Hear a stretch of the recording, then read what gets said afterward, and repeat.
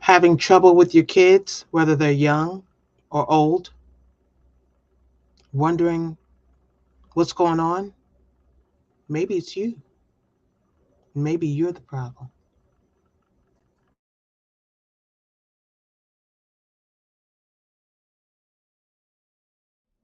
I am your host, Kim B. Miller, Prince William County, Manassas, and Manassas Park, Virginia, Poet Laureate Emerita, author, speaker, facilitator, spoken word poet, haikuist.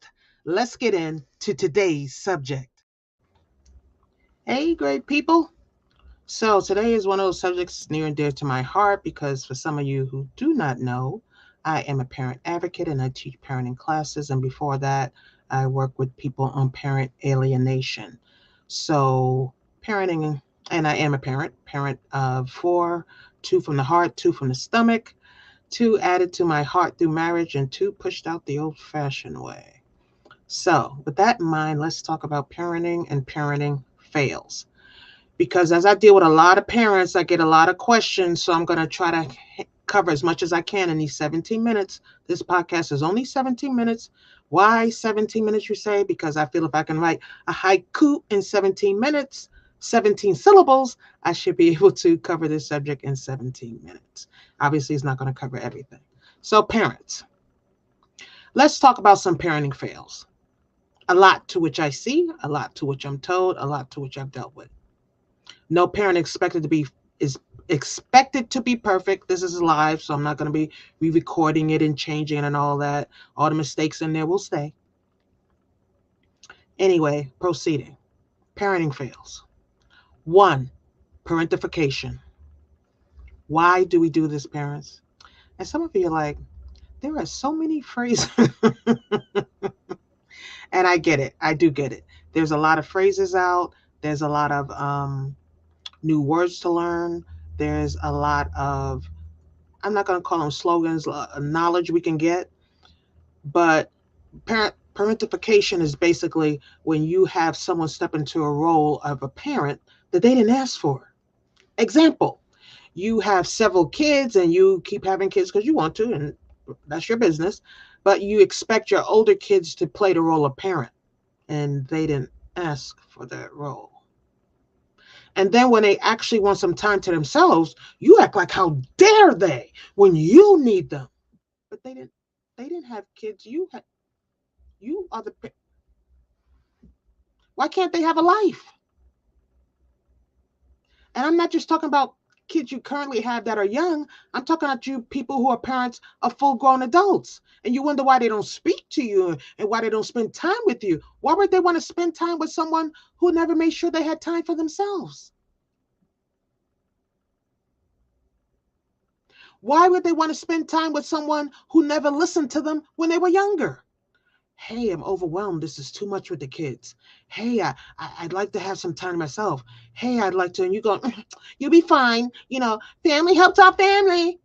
But you weren't helping them out. Where was the family helping them out? You got grown adults carrying around hurt and pain that you caused that you haven't acknowledged because you're putting it under that umbrella. Family helps family.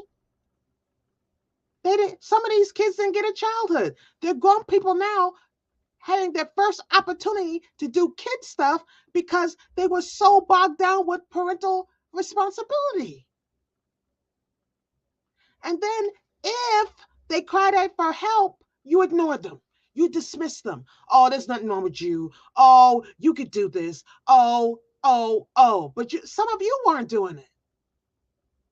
You gave them the responsibility of a parent that they didn't ask for or want. And I get that you may have needed help. I get that you couldn't afford daycare, babysitters, and all that stuff costs a lot of money. But that doesn't mean it was their job. Did you explain to them? Did you show any empathy? Or was it family helps our family? We have got to start owning our own garbage as parents. We have to. Let's stop with the, oh, well, I did the best I could. Maybe the best you could was crap. Hey, if you've never been here before, we're talking truth on truth. Maybe the best you could was crap to them. Their perception is their reality. You don't get to erase their reality because it doesn't sound nice to you. And you have this thing in your head of how great everything was, even though it wasn't great.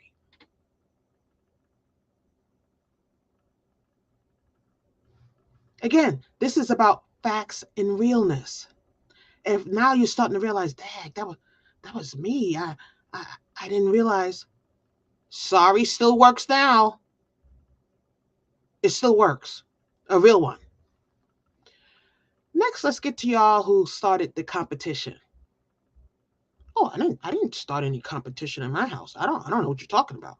Trade it. Oh, your brother's so good in math. I wish you were good like him in math. Oh, your sister, look how she does her chores. Look how she keeps things in order. I wish you could do things like that. Then you create a competition between the two. And then you wonder why they're always arguing and trying to one up each other and trying to outdo each other because you created the competition. You put them against each other. You are the one who first stated to them, you are versus this person. But that's not what I meant. I meant for them to see the greatness in their sibling and to try to find ways to emulate that. Well, that's not what they heard. They heard so and so is great and I'm not. They heard so and so is so good at this. Look how great they are. Why can't you be more like them? You aren't it. They heard, for some, I love so and so so much more than you. You're not as good as they are. That's what they heard. But that wasn't my intention. Your intention is not what is delivered. What is delivered is what is delivered. So then you made this conflict in your house of, well, I'm going to show them I can do better at this, and I'm going to show them I can do better at this. And you say, why are they always like that? You, you are why they're always like this. And don't get me wrong, please hear me clearly. Siblings are going to argue, siblings are going to fight, siblings are going to disagree because that's what siblings do. Absolutely. Not all, but most. But I'm not talking about that. I'm talking about the situation that you set up, the situation that you have created because you spent all day talking about how great this one is. Next one, the golden child syndrome, or whatever you want to call it. It's very seldom that I meet someone who does not feel that the parent had a golden child. This child could do no wrong. This was the child they obviously favored. This is the one that they talked about. This was the one. This was the one. And if you think the golden child doesn't know that they're the golden child and the others don't know that they are, you're kidding yourself. And before you say, I didn't have a golden child, if your child, the golden one, knows they're the golden one and the other ones know they aren't, you had one. It's just that simple. We are so stuck on intention versus truth that we ignore truth. Someone comes to you and say, I'm hurting because you did this. You're my parent. You did this and it hurt me. And you go, well, that wasn't my intention, so you shouldn't be hurt. But they are hurt. Deal with what you caused. Deal with their perception. Deal with it. If you have a golden child in your heart, mind, or one you thought you never showed, it showed. And some of you are so blatant, it's not even a question of whether or not you have a golden child. It's whether or not you have other children at all. They have felt left out their entire life. And some of these are grown children now who won't speak to you, and you blame them and not yourself. And this is not the blame game. Before you go, Kim, you want me to blame everything? It's not about that. It's about you recognizing the harm you caused and doing better. It's about recognizing what you did and doing better. It's about recognizing your intention wasn't delivered and doing it better. And there's no intention when it comes to golden children, by the way. So let's stop with that. Let's stop with my intention was it. No, you left the rest of your children out. You made them feel less than. You made them feel incapable. That's what happens when you pick a golden one. What do you think the rest feel? Great? And for some of you, this is the first time you're having that sort of real conversation where someone's telling you the truth about parenting and about how you parented them. And if you get forwarded this video, one of these things is you. And they're waiting for you to recognize that one of these things is you. Please don't sit back and say, I don't know why you sent this to me. This isn't me. I don't know. Instead, look back over your life and say, wow, what in here could I have done that they see that I thought I didn't do or that I know I did, for the honest ones, and I need to do better, or I need to apologize, or I need to something. And then there's the ones who didn't intervene when there was a problem. You see that every time so-and-so goes into so-and-so's room, all her or his stuff or their stuff gets broken up and you did nothing about it. Oh, it's kids being kids. It's not kids being, why is all my stuff getting broke up? If they went in your room and broke up all your stuff, it wouldn't be kids being kids. All of a sudden it'd be time to get the rules out. Why do you let that continue day after day, month after month, year after year? Teach them how to respect other people's things so that when they go in the world, they can respect other people's things. Because guess what? When they go mess up somebody else's stuff, everybody's not going to be as understanding. Lessons start at home. So you have a child or children where one child was allowed to do whatever they want with all their stuff. And they didn't have to share anything. They didn't have to do anything. And you made this situation their life. And you wonder why they're not speaking to you. They're not talking to you. They're saying, go get your favorite. Go get the one you protected. Go get the one you looked out for when you need something. What are you calling me for? Because that's the situation you created in your household. My stuff, can I have a few things? Obviously, if you had a rule that people shared, fine. But some of you only had a rule for certain kids. Some of your children. Some got to keep all their stuff because it was theirs. And others, well, oh, your brother was only kidding. Oh, your sister didn't mean. Did they say that or are you saying it? Why did some have to apologize for everything? It felt like they were apologizing for breathing, and others got to destroy their stuff. And, kids will be kids. Children will be children. The blinders that you put on has hurt your child or children. It's time we as parents started owning our failures and recognizing it. There's grown people,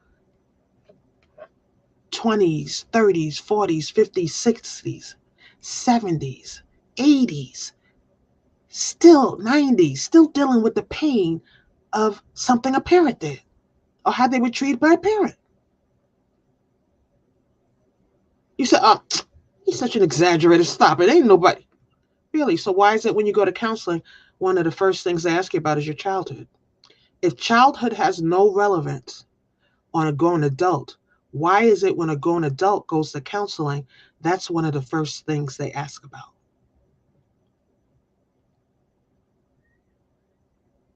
Because it has so much relevance. See? So we can recognize stuff when we want to recognize stuff. So now, for those of you who have younger kids, you're doing it to them right now. You're making the war in your house. You're making the competitors. You are the one who is setting this up and getting mad when they fulfill the setup that you have. This wasn't based on just kids who are grown. This is what I'm talking about is for kids of every age because they're all hurting under these sort of situations. Parentification, parent alienation is another thing. Because you no longer get along with your ex does not mean, and please understand, I'm not talking about abuse, neglectful situations, or anything of that magnitude, mental abuse, any of that. I'm talking about for parents who just don't get along anymore or are not together anymore. That's solely what I'm talking about. For you to cut off that parent because you are no longer with them, or they cheated on you, or blah, blah, blah, your kid didn't have anything to do with that. And for you to say negatively, you're just like your father, you're just like your mother. What did you want them to do with that? What did you want them to do with that? You wanted them to feel bad, and congratulations, you won. Doesn't winning feel great? To have a child who thinks less of themselves for something they had no control over, who their parent was? And because you're no longer with that parent, you're going to make them pick a side? The only side they should be picking is love. Why can't they love both of you? Again, I already talked to you. Abuse and all that stuff is not included in this example. I'm talking about just because y'all broke up, you grew apart, you're no longer together, met different people, affair, whatever the case is. But you're not satisfied because you want your child to be an enemy of your ex too. Your child should not be a chess player, should not be a pawn in your game of revenge chess. I'm going to say it again. Your child should not be one of the pieces you use on your board in your when you're playing revenge chess. That's not their job. And by the way, while you're playing revenge all the time, you're missing opportunities for you too. Because when you're stuck in that revenge and I'm going to show them, you're missing opportunities in life and living for yourself. There's no way you can be in revenge land and in happiness land at the same time. It's just the two do not coexist. So don't kid yourself and say, I'm a happy person. No, not if you're in revenge land.